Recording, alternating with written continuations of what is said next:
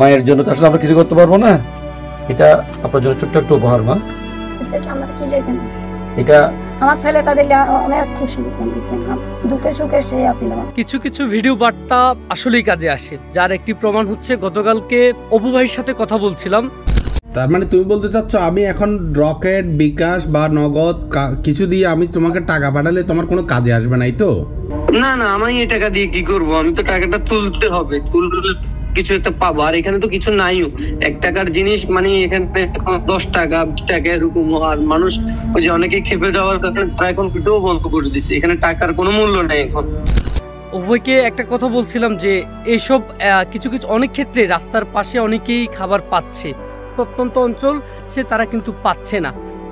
এই এলাকাগুলোতে আজকে এমন একটি পরিবারের সন্ধান দিয়েছে অপু ভাইয়ের মাধ্যমে, যাদের সাথে আসলে আমার ফেনীতে পরিচয় হয়েছে।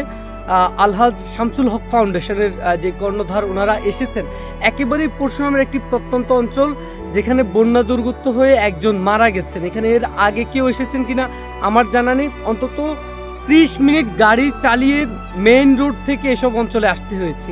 তাই আমি আগের মতো আবারও বলবো, যদি সাহায্য করার মন মানসিকতা নিয়েই আসেন তাহলে এসব স্থানগুলোতে আসেন এবং প্রকৃত যারা বন্যা দুর্গত ক্ষতিগ্রস্ত হয়েছে তাদের পাশে দাঁড়ান। আসসালামু আলাইকুম মা, একটু কষ্ট দিব, একটু দিয়ে আসবেন। আয়েন মা, কষ্ট দিচ্ছে মা। আসসালামু আলাইকুম মা। ওই যে ছেলেটা বাসে চলে গেছে, আমরা আছি ছেলে আল্লাহ দিলে। আবু বাক মোহাম্মদ সে সুখে দুঃখে সবসময় আমার পাশে আছে। ছেলেটা আমার এই মা জানাচ্ছেন ওই পানির স্রোতে এই তোলাতলি জায়গাতে ওনার সন্তানটা বেশি চলে যায়, হন্য হয়ে কুচ্ছিলেন উনি। দীর্ঘ 6 দিন পরে প্রায় এই তোলাতলি থেকে 6-7 কিলোমিটার দূরে জঙ্গলখন একটা জায়গা আছে, সেখানে এই সন্তানের সন্তানকে পায় একটা বাসের সাথে বেঁচে গেছিল। সেই সন্তান আর নেই, মা বলে হয়তো আর ডাকবে না। তো আজকে আমরা বাংলাদেশের প্রত্যন্ত অঞ্চলে যেহেতু কাজ করি অনেকদিন ধরে, ফেনী, নোয়াখালী, কুমিল্লাতে বিভিন্ন জায়গায় কাজ করতেছে বন্যাতে, যেখানেই যাচ্ছি প্রত্যন্ত অঞ্চলে যখনই খবর পাচ্ছি কেউ মারা যাচ্ছে, আমরা তো এমন কোনো ক্ষমতা নাই এই যে মায়ের কাছে সন্তানকে ফিরিয়ে দেওয়ার ক্ষমতা আমাদের নাই। আমরা একটু ভালোবাসা জানানোর জন্য মায়ের পাশে যে এক ছেলে চলে গেল আর অনেক ছেলে আমরা আছি, এই অনুভূতিটুকু জানানোর জন্য ওনার পাশে আসছি মূলত। তো মায়ের জন্য তো আসলে আমরা কিছু করতে পারবো না। এটা আপনার জন্য ছোট্ট একটা উপহার মা। এটা আমার ছেলেটা দিলে অনেক খুশি হতাম, দুঃখে সুখে সে আসছিল আমার পাশে। পোলা তো ওই যে কাজকর্ম করলে কিছু ইনকাম করে দিত না মাইলাই, আমরা মনে করেন এরকম কিছু আনছি আর কি, মাইলে কিছু আনছি। সামনে তো আপনি আমাদের ফোন টোন করবেন।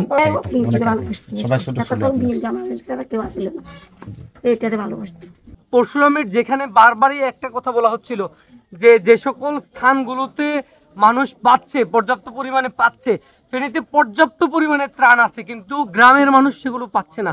সেগুলোর ব্যবস্থা যেন, আমি চাইবো যে এই বার্তাটি শুনে তারা যেমন এগিয়ে এসেছেন, নাসির ভাই যেমন এগিয়ে এসেছেন, এবং প্রত্যেকটা স্বেচ্ছাসেবী সংগঠন এবং যারা সারা দেশ থেকে যে সকল খাদ্য সহায়তাগুলো আসছে সেগুলোও যেন এভাবে আসে। আমাকে নাসির ভাইয়ের সাথে যোগাযোগ করিয়ে দিয়েছেন আমাদের C+ টিভির editor in chief Alamgir Apu ভাই, এবং ইন্টারনেট সংযোগ বিচ্ছিন্ন থাকার পরও আসলে সকাল থেকে দীর্ঘ সময় অপেক্ষার পর অবশেষে তাদের সংযোগ পেয়েছি। এই জায়গায় আসতে আসতে যে দৃশ্যগুলো দেখতে, যে দৃশ্যগুলো দেখে মনটা খুব খারাপ হয়ে যাচ্ছে। একজনে কেউ পাই নাই আর রাস্তার পাশে দাঁড়িয়ে দাঁড়াই আপনি ত্রাণ নিয়ে আপনার ঘরটা ভরে ফেলতেছেন, গোলা ভরা ত্রাণ হয়ে যাচ্ছে। একসময় ছিল গোলা ভরা ত্রাণ, এখন হয়ে যাচ্ছে গোলা ভরা ত্রাণ। বিশ্বাস করুন, আপনি যা নিয়েছেন তার জন্য হকটা মেরে দিচ্ছেন, কিন্তু আপনার এই নেয়ার কারণে গ্রামের প্রত্যন্ত অঞ্চল অনেকে পাচ্ছে না। আজকে আমার এই মায়ের মতো যিনি ওনার সন্তানকে হারিয়ে ফেলেছে, তারপরে কিন্তু কারো কাছে চান নাই।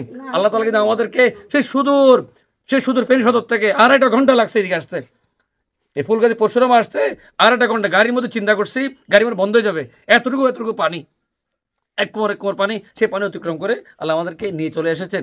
এই ধরনের ক্লান্তি চলে এসেছে কিছু এই মায়ের পাশে একটু দাঁড়ানোর জন্য। উনি ওনার সন্তানকে হারিয়েছেন, আমরা জানি উনি ওনার সন্তানকে হয়তো পাবেন না, কিন্তু আজকে আমরা একটু পাশে আসছি, একটু ভালোবাসা নিয়ে আসছি। এটাকে নিয়ে হয়তো একটু ব্যথা কিঞ্চিত লাঘব হইতে পারে, হয়তো আমরা একটু ভালোবাসা ওনাকে দিতে আসছি। এটাই আমি সবার কাছে বিনীতভাবে অনুরোধ করব, আপনারা যারা এই বন্যা দুর্গত এলাকার জন্য কাজ করতে যাচ্ছেন প্রত্যেককে ধন্যবাদ, প্রত্যেককে স্যালুট, কিন্তু একটু মেহরবানি করে প্রত্যন্ত অঞ্চলে কাজ করবেন। এবং বিশেষ করে যারা ইন্তেকাল করেছে, শহীদ হয়ে গেছে বন্যাতে, আমরা বলি শহীদ, শহীদ পরিবারগুলোকে একটু খুঁজবেন, শহীদ পরিবারগুলো খুঁজে একটু এই শহীদ পরিবারের যারা আছেন, মা থাকুক, বউ থাকুক, জামাই থাকুক, সন্তান থাকুক, ওদের পাশে আমরা একটু দাঁড়াবো।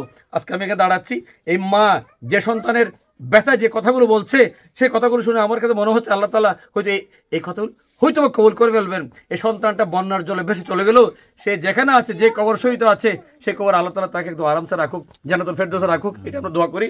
মা, আপনার জন্য অনেক সন্তান আছে বাংলাদেশে, ইনশাআল্লাহ আল্লাহ তাআলা আপনি আল্লাহর উপর ভরসা করে রাখছেন, আল্লাহ আপনাকে দিবে।